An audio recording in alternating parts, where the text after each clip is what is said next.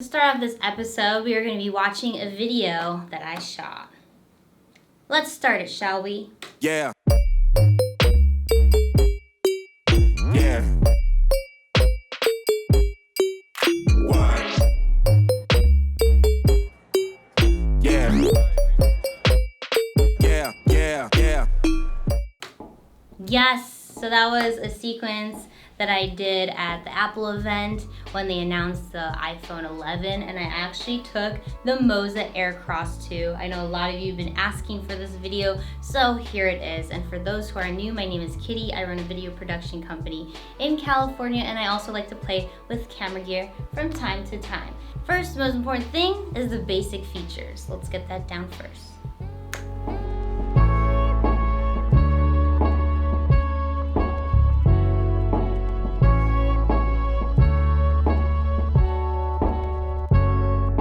If you've been following me for a while, you'll know that the Moza Air 2 has been my main gimbal for like 6 to 8 months now. It's really good for client shoots and my heavier payload setups.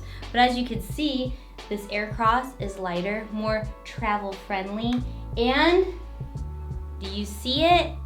It can hold my G Master lenses, which is super important to me. If you don't want a heavier gimbal, or you travel a lot, or maybe you're more run and gun and do a lot of event shooting like I do myself from time to time, this might be your gimbal setup, so stay tuned and learn a little more. I know a lot of us are used to these guys right here for most of our gimbals, unless you're on the DJI, which has a built-in battery in the handle. So right here is the battery for the Moza AirCross 2, this dinky little thing. You could also charge this by itself if you don't want to charge it through the handle and you have multiples of these.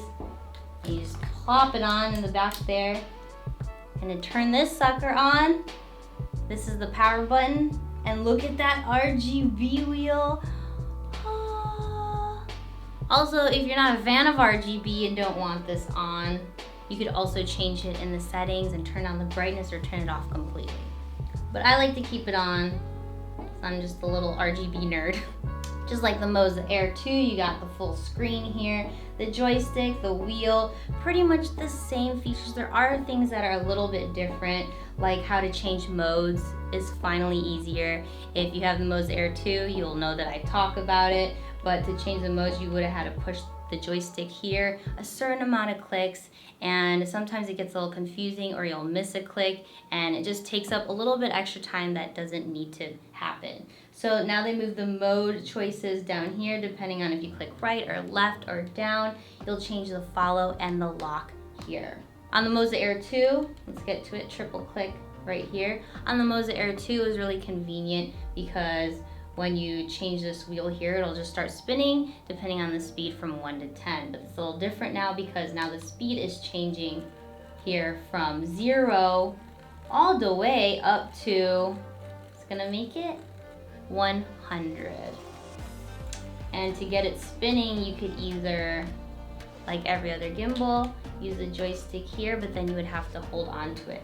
Or you could just click to the right and it goes by itself. Just a note also, if you're using heavier lenses, to watch out for your screen here. And I also added an extra quick plate because I'm extra. I've been using the Peak Design tripod a lot lately and the capture clip, so I just added that quick plate up here so I can switch it between really easily. But it doesn't have all these quick plate systems. You could use this, it's a separate quick plate, but it also clears. You see? Barely, but it clears. I found out if I was using the Peter McKinnon variable filters, I would have to scooch it back like a tiny inch more to balance it perfectly. So you have to be really careful on what filters you use and how far you're gonna extend this lens as well, because you might hit this back here. Also, if you really like the quick mode, click on the right side again and the pan will turn into a little Q symbol. So then you can do really fast whip pans. Whoosh, whoosh, whoosh, just like so. I really like the Moza screens because they come stock with the gimbal. You don't have to buy another accessory. You don't have to go into the gimbal app and change settings that way. And if you want to trigger your shutter from the gimbal to your camera, you will need a designated cable, which it comes with, so use the one according to your camera. I found out the Nikon Z6 works really well. It takes photos, it records video, Sony, it triggers photo and also records video, but the video mode for some reason is a little bit inconsistent. Sometimes it'll work, sometimes it won't, sometimes it'll record and then not record, and you just have to turn it back off and then turn it on. But the Nikon I found was more consistent. So heads up, just so you know, if you think yours is broken, mine's doing the same thing. If you need like a full setup video for the Moza AirCross 2, let me know in the comments below and I'll show you how to balance it, firmware update, and how to connect the cables with your camera to the gimbal. Alright, you can learn all about the features, the technicalities, how to use the menu system, how to balance it, but if you don't know how to use it in the field when you actually need to shoot something, what's the point, right? So I'm going to show you a little bit about how I shot that Apple sequence and my favorite shots from it. Bear with me, it's a little ratchet. I also don't have the new iPhone 11 Pro, sorry. So this will have to do.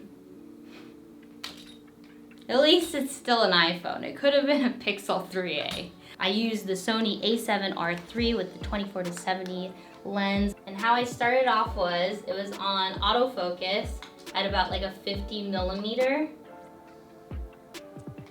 And I came up, slowly did a semi-orbital and then went past it onto the next one, did a slow orbital past that. So I did a little weaving through the iPhones there, and then at the end there's a logo on the wall that kind of had a glimmer if you walked enough through it. So after I did the slow orbitals, I slowly panned up. Again, I had my finger on the trigger because that's my tilt follow mode. And I panned up slowly and walked forward the entire time, no stopping. Yeah. So that's one of my favorite shots, and then when I went into post, I did speed ramps throughout to match with the music. Another one of my fun shots, I did a lot of hero shots with the iPhones, so for those, I tilted upward. I have my tilt set very slow, as you can see. And for this, you just do a little squat, a little orbital squat here. Boom, boom. Did a few of those, no shame. You know what I'm saying? That's why squats are important. That's a very easy move to do. And then I really like how I did the Apple Watch shot because I couldn't really do any cool creative shots. That was my whole goal, was trying to do some different shots that other people weren't getting. And normally last year when they had the Apple Watches, I did kind of an inception mode through them, but this time they were set up a little bit differently. A good thing about the Moza as well is that you could set the joystick settings. So currently my right and left and up and down are between like 10 to 15 because they're slow enough and smooth enough where I could move at the same pace as tilting or panning as well. So set it pretty low or else it goes really fast. I think the default's set to maybe 50. For that one, I either start up or down, but I kind of do both at the same time. We'll start down a bit. We're gonna be moving the gimbal upwards while panning down at the same pace. Keep it in the middle, get your grid lines up on your camera so you can see exactly where the center is, and you can place it perfectly and it won't be moving around in your composition. So as you're coming up, tilt down and try to keep it in the middle as best as you can. Whoop. And then back down. Same pace.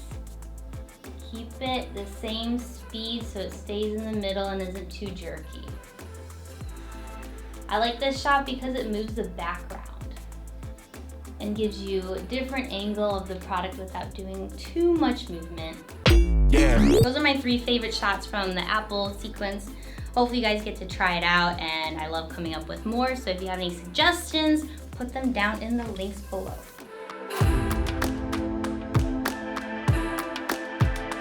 Also, when you get it, this is the box it comes in. Very typical gimbal case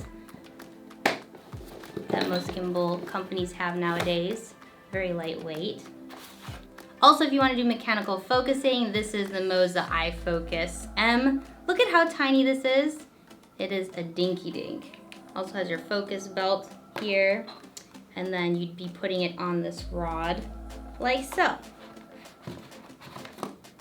If you want to be using your phone as a monitor, they also give that to you as well. But that's what's in the case. Everything else is right here. My opinion on this build, I love the ergonomics on it.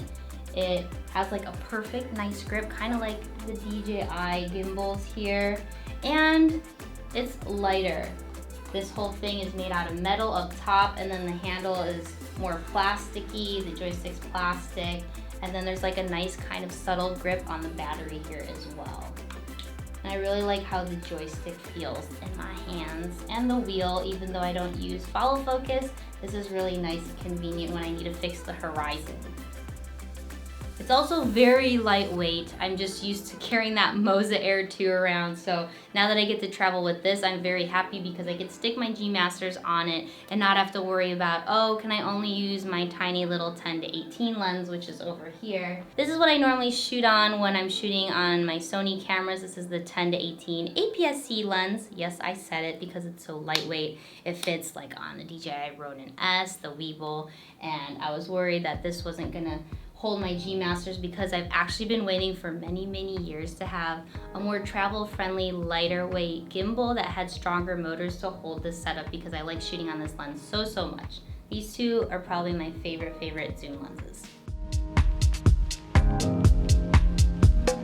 Kind of go off of my settings from my Moza Air 2 best settings video, which will be linked this way. Also, if you want to learn more about the Moza Air 2 and you feel like that gimbal might fit your needs even more, check it out up here. I know some of you are asking me, should I update from the Moza Air to this Moza AirCross 2?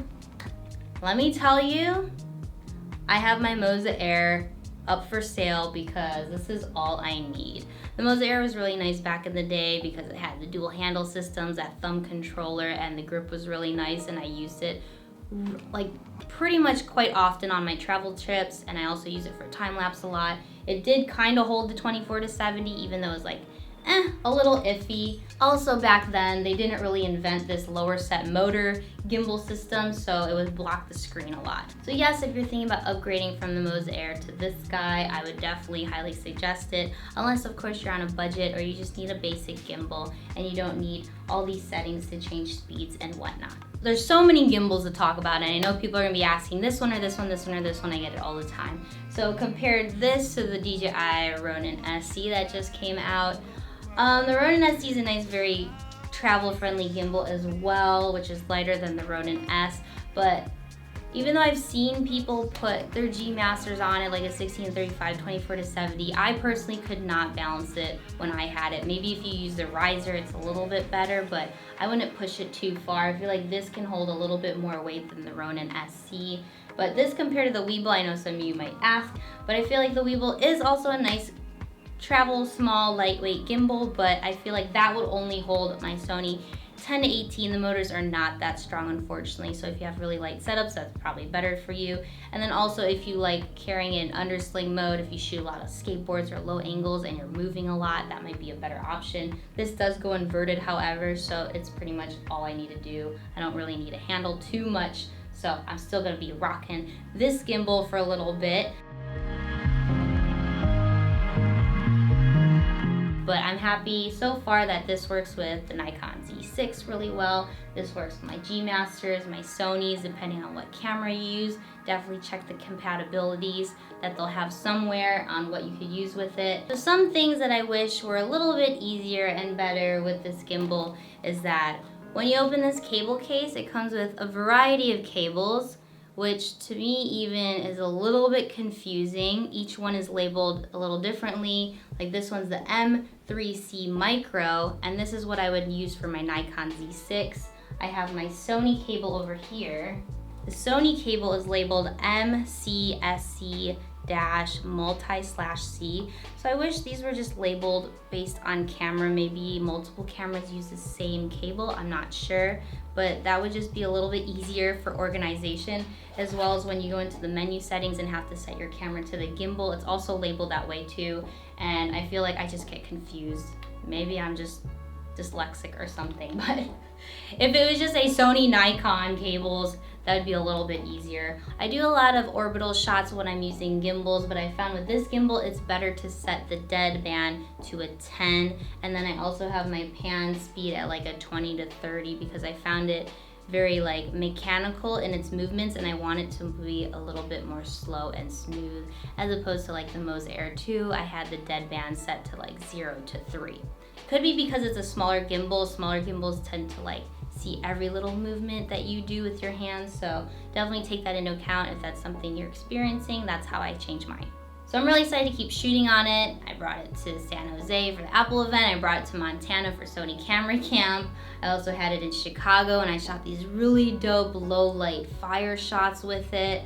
And I'm just really excited to see where else I could take this thing and test more of the features and keep you guys updated on what's to come. So there you have it, another gimbal video by Kitty. You do you, fam, and I'll see you when I see you. Find my IG because I post there on the daily. Done. Are you gonna do it too? Done.